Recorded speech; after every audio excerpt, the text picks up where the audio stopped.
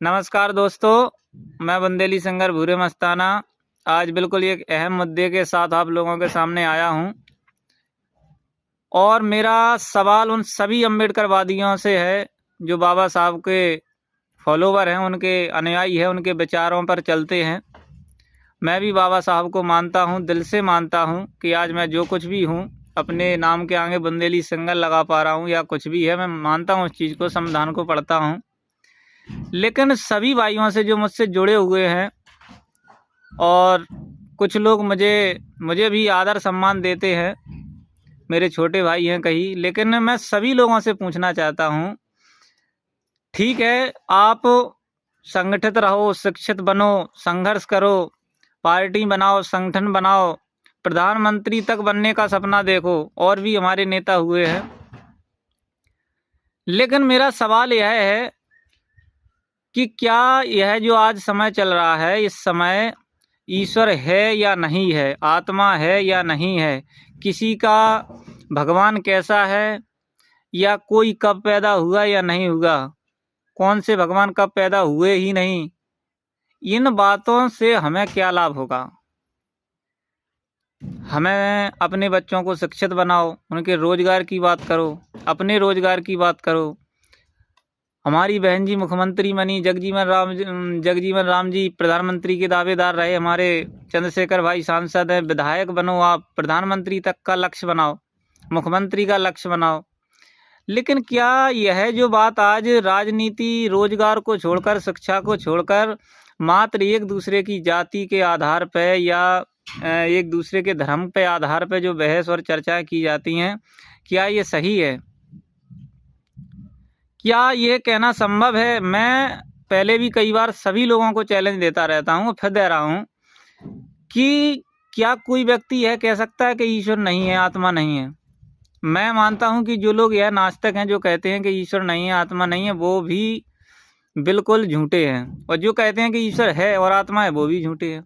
क्योंकि जो वास्तव में जो समझदार हैं, शिक्षित है, वो इस बात को जानते होंगे कि यह अज्ञेय बात है।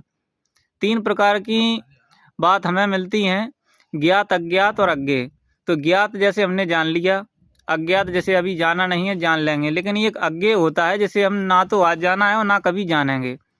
तो मैं इस बात पर डिबेट भी कर सकता हूं कि जो लोग कह रहे हैं कि ईश्वर नहीं है, आत्मा नहीं है, मैं उनको भी चैलेंज दे सकता हूं कि आप एक कभी भी सिद्ध नहीं कर पाओगे कि आत्मा नहीं है, ईश्वर नहीं है। अभी जो विज्ञान है, विज्ञान नहीं कर सकता है इतना, तो विज्ञान ने जाना ही कितना है।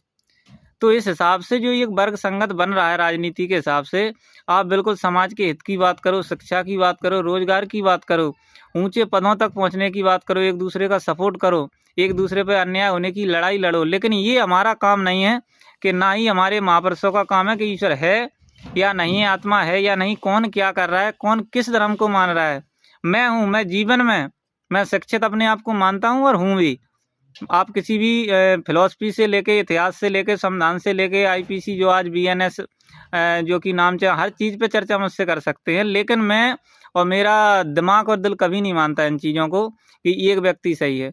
मैं सभी देवताओं को भी मानता हूँ, और मैं सारे धार्मिक संस्कार, रीति रिवाज जो हमारे पीढ़ियों से चले आ रहे हैं, उन्हें मानता हूँ। और यही बात मैं सभी भाइयों से पूछना चाहता हूँ, क्या इन रीति रिवाजों को और देवताओं को मानने के कारण क्या मैं समाज के हित की लड़ाई नहीं लड़ सकता हूँ?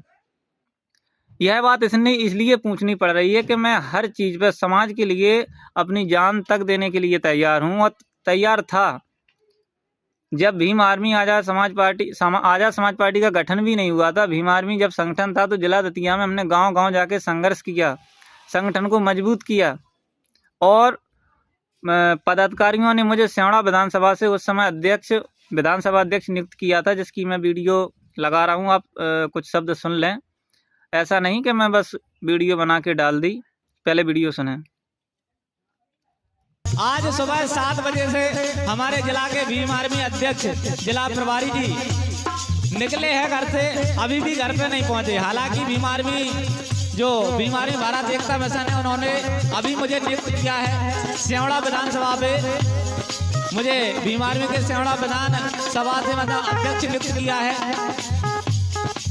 हम सभी लोगों को, जितने भी भीम आर्मी के विराजमान हैं, सुबह 7 बजे से लगभग 22 गांव घूम के आए होंगे हम और अध्यक्ष साहब। जैसा कि आप लोगों ने वीडियो में देखा होगा, मुझे सेवड़ा विधानसभा से अध्यक्ष नियुक्त किया था, लेकिन कुछ कारणों से, मैं उन लोगों के नाम भी बता दूंगा, जिन्होंने कहा कि मस्ताना जी आप हिंदू हो और आप हिंदू रीति रिवाजों को मानते हो, तो क्या ये बिल्कुल गलत बात नहीं? मैं उन सभी बाबा साहब के फॉलोवर अनुयायियों से पूछना चाहता हूँ कि क्या बाबा साहब के सपनों को पूरा करने के लिए हिंदू धर्म को छोड़ना जरूरी है? क्या देवताओं को और आत्मा और ईश्वर को छोड़ना जरूरी है? अगर किसी व्यक्ति का मन नहीं मानता है कि ईश्वर नहीं है, आत्मा नहीं है, वो नास्तिक नहीं बन सकता, तो क्या वो व्यक्ति समाज की लड़ाई नहीं लड़ पाएगा? क्या वो समाज के हित की बात नहीं कर पाएगा? तो मैं उन सभी भाइयों से पूछना चाहता हूं, और अभी मैं ना ही भीम आर्मी का कोई सदस्य हूं, ना कोई कार्यकर्ता हूं, और हमेशा खड़ा रहूंगा।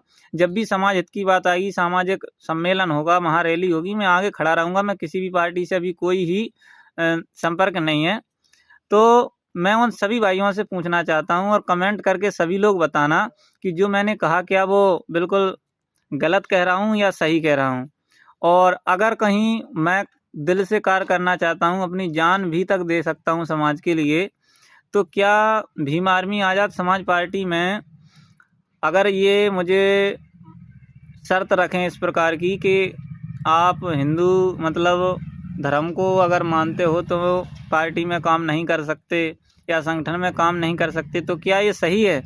क्या इस बात को समाज के युवाओं को नहीं बोलनी चाहिए कि समाज की लड़ाई लड़ने के लिए ये कहाँ से बीच में आ गया? अगर मेरा विचार है, मैं स्वतंत्र हूँ, संविधान के अधिकार है मेरे पास कि मैं किसी भी धर्म को मान सकता हूँ, तो क्या ये बीच में कहाँ से दिक्कत आ रही? तो मैं सभी लोगों से कहना चाहूँगा कि इस बात का जवाब जरूर दें कि क्या मैं आस्तिक होने के बावजूद क्या मैं समाज की लड़ाई नहीं लड़ सकता हूँ? तो अगली वीडियो में मिलेंगे। जब तक आप सभी लोग इस वीडियो का जवाब कमेंट में देना। मिलते हैं अगली वीडियो में। नमस्कार।